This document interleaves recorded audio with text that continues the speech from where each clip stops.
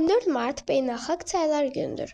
Çaylar təbiətin formalaşmasında, həmçinin canlı aləmin inkişaf edib artmasında mühüm rol oynayır. Çaylar qidadır, sudur, ticarətdir və ümumiyyətlə sözün əsl mənasında sivilizasiyanın inkişafıdır. Bugün çaylar haqqında toplanmış maraqlı faktlar barəsində danışacağıq. Birinci maraqlı faktımız, dünyada ümumiyyətlə çaylar olmayan 17 ölkə var. Amazon üzərindən keçən ilk körpü yalnız 2010-cu ildə açılıb. Amazonun altında təxminən 4 kilometr dərinlikdə yerləşən yeraltı çayın mövcudluğu dair sübutlar var. Uzunluğu Amazon çayı qədərdir, 6000 kilometr.